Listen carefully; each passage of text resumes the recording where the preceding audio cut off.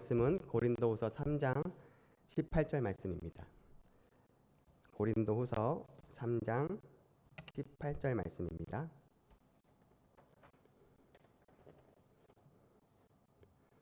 고린도후서 3장 18절 말씀, 제 성경으로는 신약성경 288페이지에 있습니다.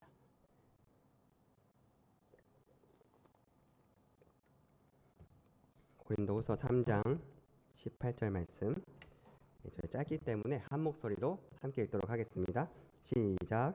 우리가 다 수건을 벗은 얼굴로 거울을 보는 것 같이 주의 영광을 보매 그와 같은 형상으로 변화하여 영광에서 영광에 이르니 곧 주의 영으로 말미암으니라. 아멘. 네, 사랑하는 성도 여러분, 혹시 오늘 아침에 일어나서 지금까지 혹시 무엇을 가장 많이 보셨습니까? 아마 가족의 얼굴보다 이 스마트폰 화면을 더 오래 보시지 않았나요? 왜냐하면 제가 그러거든요. 아침에 눈을 뜨면 가족에게 먼저 인사를 건네기보다 무슨 연락이 왔는지 스마트폰부터 확인할 때가 많습니다. 또 그리고 지난 월드컵 기간에는 새벽에 있었던 경기 결과를 보려고 유튜브를 아침마다 봤었는데요. 여러분들도 저와 비슷하게 아침을 시작하지 않으셨나요? 네, 그래서 저만 나쁜 사람이 될 수 없어서 한 기사를 가져와 봤습니다. 네, 기사를 보여주겠습니까? 네, 이 기사는요, 2021년에 진행된 한 조사에 따르면 우리나라에서 이제 한 달 동안 유튜브 앱을 사용한 사람이 무려 4천만 명이 넘는다고 합니다. 또 그리고 한 사람이 유튜브를 이용한 시간은 한 달 평균 30시간 34분이래요. 네, 하루로 계산하면 거의 1시간씩 유튜브를 본 셈이죠. 네, 그런데 의외였던 것은요, 이 유튜브를 가장 많이 이용한 세대가 10대나 20대가 아니라 50대 이상이라는 겁니다. 네, 사진을 보여주시면 이렇게 저렇게 사용자 분포도에서도 50대가 가장 많았고요. 다음 사진에 보시면 세대별 총 사용 시간도 50대가 가장 많았어요. 이제는 이제 유튜브가 젊은 사람들만이 아니라 이 남녀노소를 불문하고 우리의 눈과 시간을 붙잡고 있는 일상의 한 부분이 된 것 같습니다. 그런데 그럴 수밖에 없는 것이 이 유튜브를 한번 보기 시작하면 내가 좋아할 만한 영상들이 계속 나오잖아요. 어떻게 내가 좋아하는 걸 그렇게 잘하는지 신기하기도 하고 또 고맙기도 한데요. 근데 사실 유튜브가 정말로 내 마음을 아는 것은 아니죠. 알고리즘이라는 것이 내가 어떤 영상을 선택했는지 그리고 어떤 영상을 오래 보았는지를 기억했다가 그와 비슷한 영상을 계속 보여주는 겁니다. 그런데 문제는요, 우리가 계속해서 이 비슷한 영상을 보다 보면 어느 순간 내 생각과 관심도 그 방향으로 움직이게 된다는 거예요. 그래서 만약에 정치적으로 이 중립적인 사람이 보수의 성향의 뉴스나 진보 성향의 뉴스를 하나 보기 시작하면 처음에는 그저 호기심으로 한번 봤을 뿐인데 같은 관점의 뉴스가 계속 나오고 이제 그 뉴스를 계속 보다 보면 어느 순간 관점이 가장 옳고 상식적인 생각처럼 느껴지기 시작한다는 겁니다. 게다가 그런 영상을 매일 1시간씩 바라본다면 우리가 영향을 안 받을 수가 없겠죠. 사랑하는 성도 여러분, 우리가 무엇을 바라본다는 것은요, 단순히 눈으로 무엇을 보느냐의 문제가 아닙니다.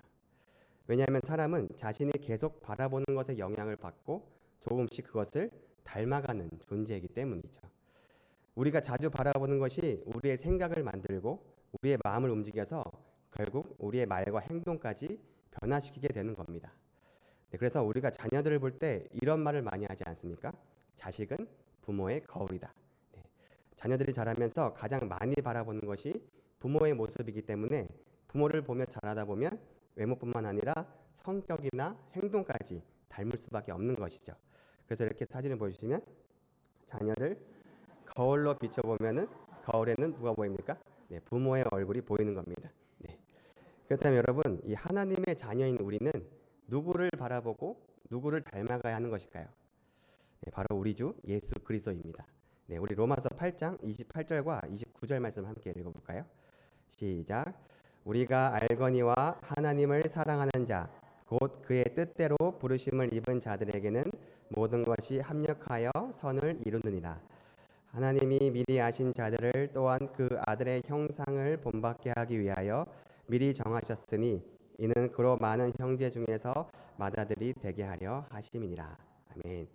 많은 분들이 이 28절 말씀을요, 어려운 일이 결국에는 잘 풀리고 내가 원하는 좋은 결과를 얻게 된다는 뜻으로 알고 계시는데요. 물론 하나님께서는 우리를 가장 좋은 길로 인도하시는 분이십니다. 그런데 바로 다음 29절을 보시면 하나님께서 우리 안에서 이루기 원하시는 가장 중요한 선이 무엇인지를 알 수 있는데요. 그것이 무엇입니까? 바로 그 아들의 형상을 본받게 하기 위함이라는 겁니다. 즉 이것이 바로 하나님께서 우리를 구원하신 목적이라는 거예요. 그러니까 하나님께서 우리를 구원하신 것은요, 단지 죄를 용서하시고 천국에 보내기 위해서만이 아니라 우리가 이 땅에서 살아갈 때 기쁜 일도 사용하시고 때로는 이해하기 힘든 어려운 고난과 실패까지도 사용하셔서 우리의 생각과 마음, 말과 행동까지 예수 그리스도를 닮게 하시기 위해서라는 거예요. 그리고 이것을 신학 용어로 성화라고 하는데요. 오늘 본문에서 사도 바울은 그 변화가 어디에서 시작되는지를 말씀해주고 있습니다. 우리 오늘 본문 18절 말씀을 다시 한번 읽어볼까요? 시작. 우리가 다 수건을 벗은 얼굴로 변화하여 영광에서 영광에 이르니 곧 주의 영으로 말미암으니라. 아멘. 그런데 오늘 본문 말씀만 읽으면 조금 낯선 표현들이 등장해서 이해하기가 어려울 수 있는데요. 특히 수건을 벗은 얼굴은 무엇이고 거울을 보는 것 같이 주의 영광을 본다는 것은 무슨 뜻일까요? 이 말씀을 제대로 이해하기 위해서 고린도후서 3장의 배경을 잠깐 살펴보겠습니다. 당시 고린도 교회 안에는요, 이 바울의 사도직을 의심하는 사람들이 있었습니다. 그리고 그들은 바울에게 당신의 권위와 자격을 증명할 추천서를 요구했는데요. 그러자 바울은 고린도후서 3장 3절에서 이렇게 말합니다. 너희는 우리로 말미암아 나타난 그리스도의 편지니 이는 먹으로 쓴 것이 아니요 오직 살아계신 하나님의 영으로 쓴 것이며 또 돌판에 쓴 것이 아니요 오직 육의 마음판에 쓴 것이라. 바울은 예레미야 31장과 에스겔 36장의 두 말씀을 절묘하게 연결을 해서요. 종이에 기록된 추천서보다 복음으로 변화된 고린도교의 성도들의 삶이 자신의 사역을 증명하는 편지라고 말하고 있습니다. 그러면서 바울은 모세를 통해 맺은 하나님과 이스라엘 사이의 옛 언약과 예수님과 성령을 통해 맺은 이 하나님과 고린도 교회 사이의 새 언약을 비교하는데요. 잘 아시다시피 옛 언약은 돌판에 기록되었지만 새 언약은 성령께서 사람의 마음에 기록하셨죠. 그리고 바울은 이것을 설명하기 위해 출애굽기 34장에 나오는 이 모세의 이야기를 가져오는데요. 모세가 시내산에서 하나님과 말씀을 나누고 내려왔을 때 그의 얼굴에서 빛이 났습니다. 출애굽기 34장 29절에 모세가 그 증거의 두 판을 모세의 손에 들고 시내산에서 내려오니 그 산에서 내려올 때 모세는 자기가 여호와 말하였으므로 말미암아 얼굴 피부에 광채가 나나 깨닫지 못하였더라. 모세가 하나님의 영광 앞에 머물렀기 때문에 그 얼굴에도 하나님의 영광이 반사된 것입니다. 그러자 아론과 이스라엘 백성들은 이 모세의 얼굴에서 나타나는 광채를 보고 두려워서 가까이 가지 못했는데요. 그래서 모세는 하나님의 말씀을 백성들에게 모두 전한 뒤에 자신의 얼굴을 수건으로 가렸습니다. 출애굽기 34장 33절에 모세가 그들에게 말하기를 마치고 수건으로 자기 얼굴을 가렸더라. 바울은 이 사건을 통해 두 가지를 설명을 하는데요. 첫 번째는 옛 언약의 영광은 분명히 영광스러웠지만 점차 사라지는 영광이었다는 겁니다. 그래서 모세가 수건으로 얼굴을 가린 것은 이스라엘 백성들이 점점 사라져가는 광채의 마지막을 보지 못하게 하기 위한 것이었다고 설명하고 있어요. 왜냐하면 모세의 얼굴에 나타나는 영광은요, 분명히 놀랍고 영광스러웠지만 시간이 지나면서 사라지는 영광이었기 때문이죠. 쉽게 예를 들면 이 야광 스티커를 밝은 빛 아래에 두었다가 불을 끄면 한동안은 밝게 빛나거든요. 그런데 그 빛은 야광 스티커 자체에서 나오는 빛이 아니라 밖에서 받은 빛을 품고 있다가 내보내는 것이기 때문에 시간이 지나면 그 빛은 점점 희미해지고 사라지게 됩니다. 모세의 얼굴에 나타난 광채도 이와 비슷했습니다. 그 빛은 모세에게서 나온 것이 아니라 하나님과 만나는 동안 받은 영광이었어요. 그래서 바울은 고린도후서 3장 7절에 그 광채가 시간이 지나면서 사라지는 영광이었다고 말합니다. 돌에 써서 새긴 죽게 하는 율법의 조문의 직분도 영광이 있어 이스라엘 자손들은 모세의 얼굴에 없어질 영광 때문에도 그 얼굴을 주목하지 못하였거든. 그러니까 옛 언약인 율법에도 분명히 영광이 있었지만 그것은 장차 오실 예수 그리스도를 가리키는 일시적인 영광이었다는 거예요. 그런데 여러분 지금 계속해서 이 영광이라는 표현이 계속 나오고 있는데요. 여기서 말하고 있는 영광은 단순히 이 눈에 보이는 밝은 빛만을 뜻하지 않습니다. 이 성경에서 하나님의 영광이란 하나님이 얼마나 거룩하고 위대하시며 사랑과 은혜가 풍성하신 분이신지를 우리에게 드러나는 것을 말하거든요. 한마디로 말하면 하나님이 어떤 분이신지가 드러나는 것이 바로 하나님의 영광입니다. 그래서 모세의 얼굴에 나타난 광채는 모세가 하나님의 임재 가운데 있었다는 것을 보여주는 눈에 보이는 영광의 표지였던 것이죠. 그리고 율법에도 영광이 있는 이유는요, 율법을 통해 하나님의 거룩하심과 의로우신 뜻이 드러났기 때문입니다. 그러니 예수 그리스도 안에서는 이 하나님의 영광이 얼마나 더 분명하고 완전하게 나타났겠습니까? 예수님의 말씀과 삶을 통해 하나님이 어떤 분이신지가 드러났고, 특히 십자가와 부활을 통해 하나님의 사랑과 공의 또 은혜와 능력이 가장 선명하게 나타났잖아요. 그래서 바울은 이어서 모세의 수건이 지닌 두 번째 의미를 이렇게 설명하는데요. 모세의 얼굴을 덮고 있던 수건을 이제 사람의 마음을 덮고 있는 영적인 수건으로 연결한 것입니다. 우리 고린도후서 3장 14절 말씀을 함께 읽어볼까요? 시작. 그러나 그들의 마음이 완고하여 오늘까지도 구약을 읽을 때 그 수건이 벗겨지지 아니하고 있으니 그 수건은 그리스도 안에서 없어질 것이라. 아멘. 네, 바울은 이스라엘 백성들의 마음이 완고했기 때문에 눈앞에 하나님의 말씀이 있어도 그 말씀을 가리키고 있는 예수 그리스도를 보지 못했다고 말씀합니다. 다시 말하면 눈으로는 말씀을 읽고 있었지만 그들의 마음에 수건이 덮여 있어서 그 말씀 안에 나타난 하나님의 영광을 보지 못했다는 것이죠. 그렇다면 마음을 가리고 있던 이 수건은 언제 벗겨지는 것일까요? 고린도서 3장 16절에서 이렇게 말씀합니다. 그러나 언제든지 주께로 돌아가면 그 수건이 벗겨지리라. 네, 여기서 주께로 돌아간다는 것은요, 단순히 마음을 고쳐먹거나 종교적인 생활을 시작하는 것이 아니라요, 사도행전 3장 19절에서 말씀하시는 것처럼 자신의 죄를 회개하고 예수 그리스도께 돌아오는 회심을 의미합니다. 네, 그러므로 너희가 회개하고 돌이켜 너희 죄 없이 함을 받으라. 이같이 하면 새롭게 되는 날이 주 앞으로 이를 것이요. 네, 그리고 이렇게 회심하여서 마음의 수건이 벗겨진 우리가 주님의 영광을 바라볼 때 어떤 변화가 일어나는지를 보여주는 말씀이 바로 오늘 본문 18절 말씀인데요. 우리 18절 말씀을 다시 한번 읽어보겠습니다. 시작. 우리가 다 수건을 벗은 얼굴로 거울을 보는 것 같이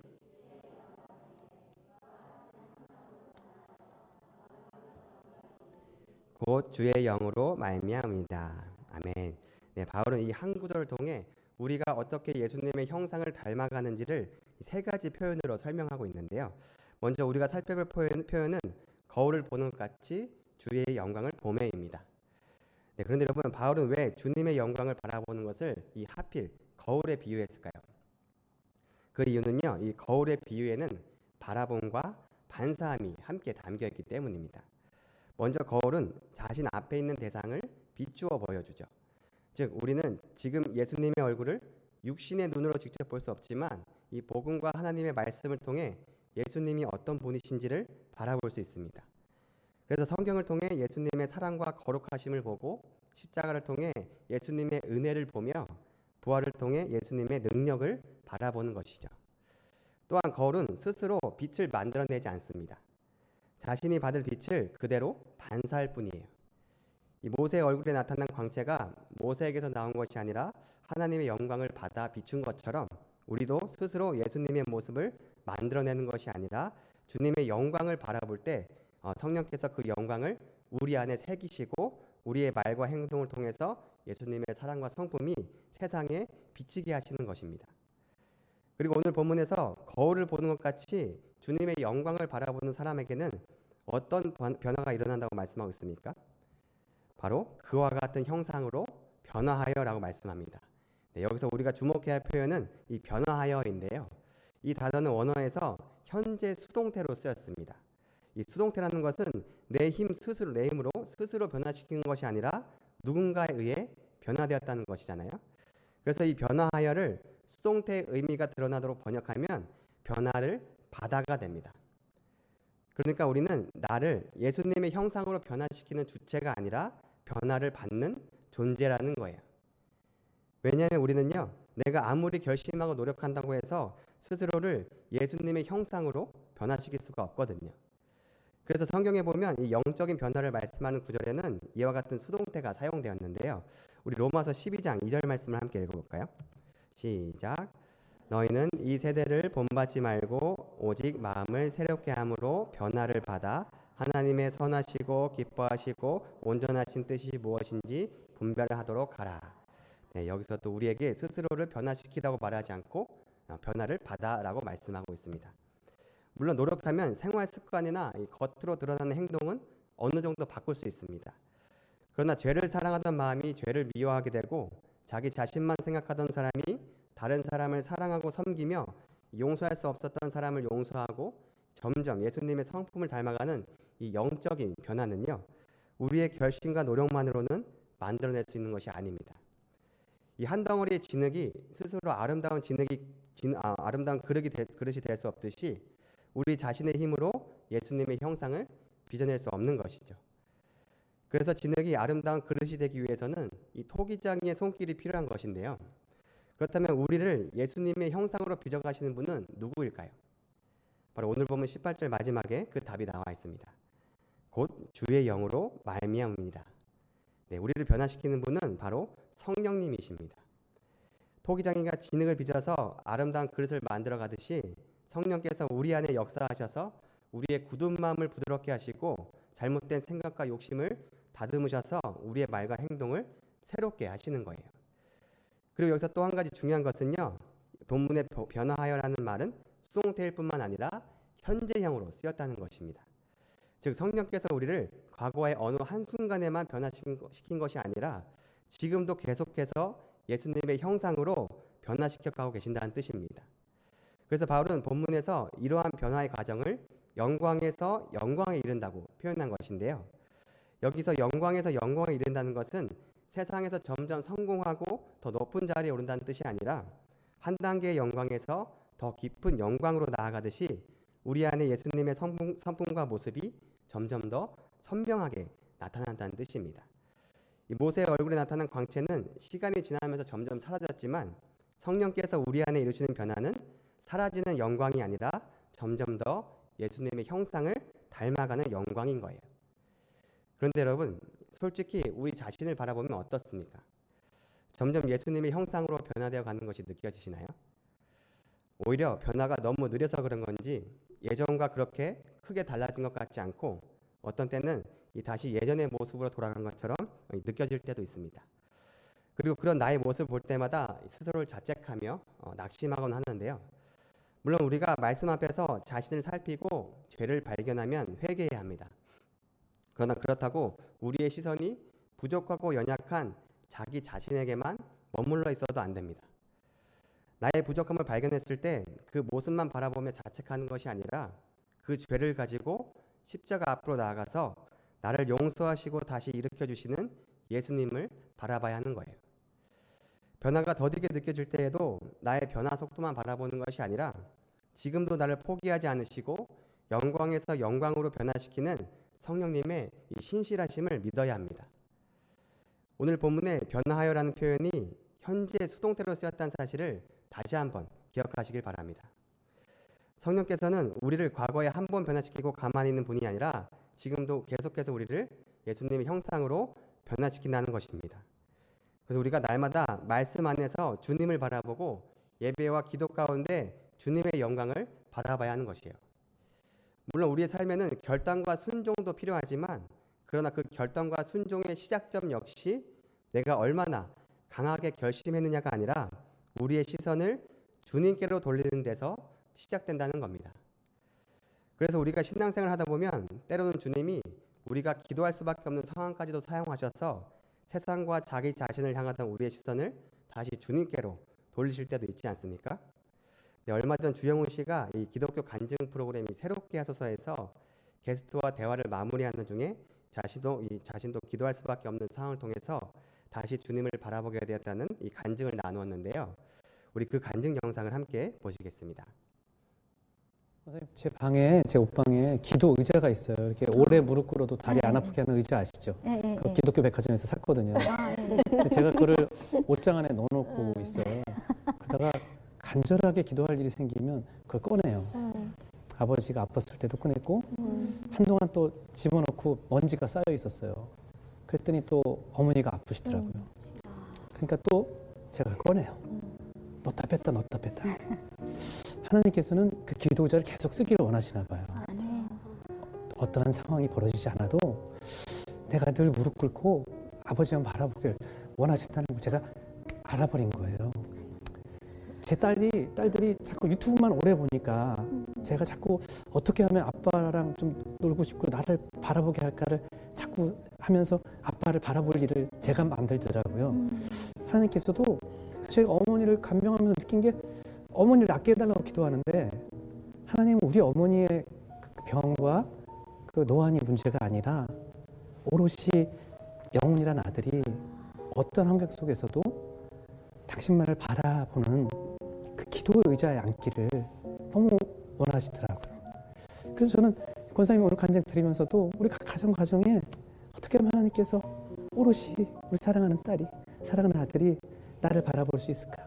그리고 하나님 시선에서는 우리 성준이도 또 아픈 각 영혼들도 하나도 그것이 위기가 아니고 각 가정에 간절하고 눈물이 흐를 이유가 아니고 그것이 오히려 축복이라는 것을 하나님께서 늘 다 깨우쳐 주셨던 것 같아요.